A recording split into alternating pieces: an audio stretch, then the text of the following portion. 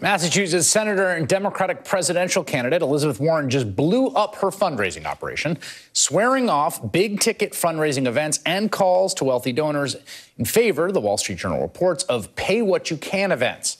It is a major departure from the usual presidential campaign. Here to talk about the decision and others in her campaign, Democratic Senator Elizabeth Warren. Senator, what caused this decision? What does it mean for you? So, look. We've got a problem in democracy right now, and that is that money just has too much influence in Washington. And we have a chance right now in a Democratic primary. We're in a primary. It's Democrats against Democrats to say, here's how we're going to do this. We're going to build from the grassroots. We're actually going to build a foundation for the Democratic Party that is really about face-to-face, person-to-person, neighbor-to-neighbor, people who are engaged in this campaign, whether they can give $50 or thousands of dollars. What we care about is that we have a whole movement of engaged people who are going to help us get elected, not just to the White House, but help us take Congress, help us take state houses, help us take the governor's mansions, and help us have the momentum we're going to need to make the changes once we're elected. This is about how we build real change. So I'm excited about it. So here's my question. You've been in politics for a little while. You've just recently reelected. And That's during right. that time, one Senate term. Right, one Senate term, right? So, and during that time, you've done calls to wealthy donors. You've done big ticket fundraisers. You put together a pretty good war chest. I think about $11 million that you had amassed. What does that say about what you were doing before? If this is the right way to do it now, why now and why not before? So look, I've never actually been in a deeply competitive primary. I get it. Republicans come to the table armed to the teeth. They've got all of their donors, their wealthy donors. They've got their super PACs. They've got their dark money. They got everything going for them. And I'm just going to be blunt. I do not believe in unilateral disarmament. We got to go into these fights, and we got to be willing to win these fights. So this just applies to the primary. Like, were you to get the nomination, or anyone else to get the nomination, like, just raise all the money you can, however you can. Yes, but here's what I want you to see that's different about it, Chris. Think about the difference once we're down to the two candidates. If the Democrats have spent the next year in a primary building this thing face-to-face, person-to-person, neighbor-to-neighbor across the country, think of the kind of foundation that we have laid down so that when we're really up against it in the general election, it's not just money to fund television ads. It's all the folks who'll do the door knocking. It's all the folks who'll make the phone calls.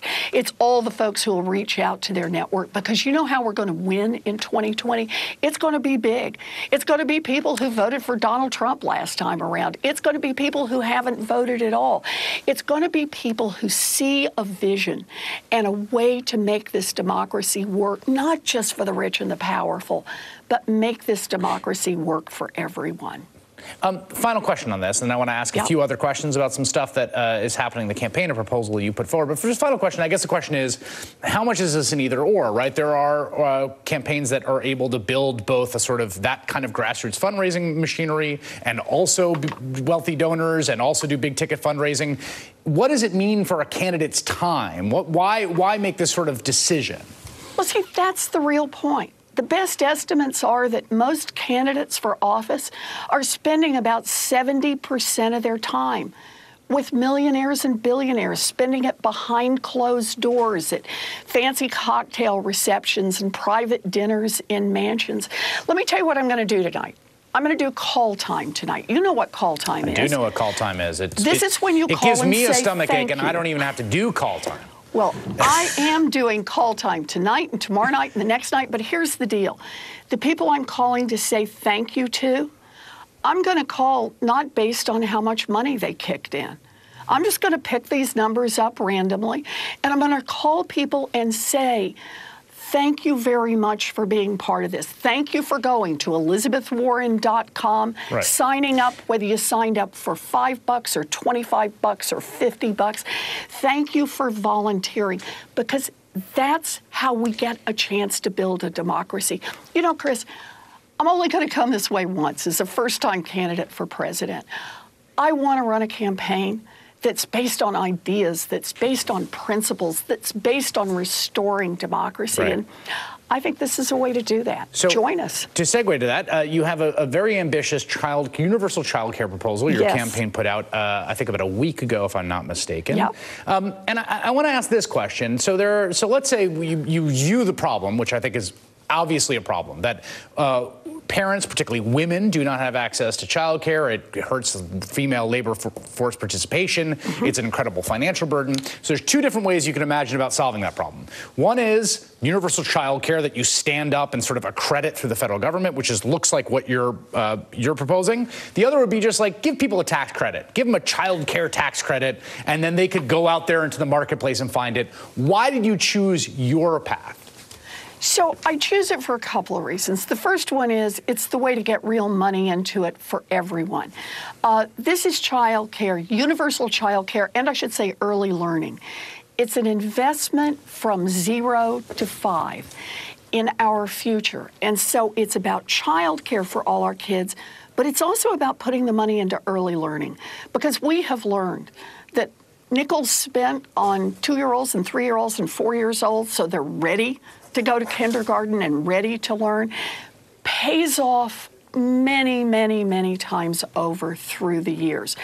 So what this permits us to do is to have enough money, enough resources, and then go straight in to the communities and the providers, the nonprofits, the towns and cities that want to do this, and say, here are the standards. If you'll meet those standards, we'll make sure there's money available. And by the way, we'll also make sure that the child care providers who are taking care of our most precious resource get paid like public school teachers. We'll even put some money in to help them bring up the standards so that happens.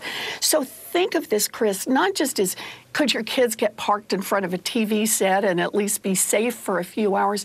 It's really about an investment in our children so they have the best possible start. This is how we build a real future in which not just the children of rich people, but the children of everyone get a real chance to build lives that are good. There are two big sort of domestic policy proposals your campaign has unveiled. You've got a variety of positions, but this and the wealth tax. And this is a question I've been asking every candidate. Let's say you get elected, and let's say by some sort of political miracle, frankly, that the Democrats have both the House and the Senate, maybe even by a healthy margin in the Senate. What's your first big domestic legislation, the first big bill that President Warren moves? Anti-corruption. The problem we've got in Washington right now is that money is influencing basically every decision that goes on.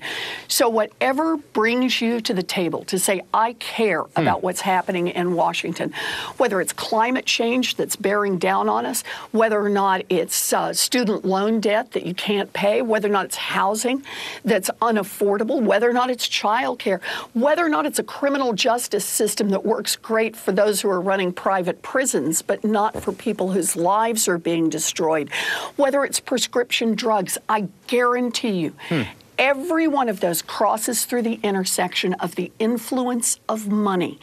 And when you've got a government that's working great for the rich and the powerful and not working for anyone else, it's corruption. And we need to call it out. So I've put together, it's a big bill because it's a big problem, but it has the features we need to just beat back some of the influence of money, end lobbying as we know it, force the United States Supreme Court to have to follow basic ethics rules, stop the revolving door between Wall Street and Washington. Oh, and here's one. Everybody who runs for federal office has to put their tax returns online. We've got to make this government work again for everyone, because we've got to make this country work again for everyone. And it starts by reducing the influence of money and increasing the influence of the voices of people all across this country.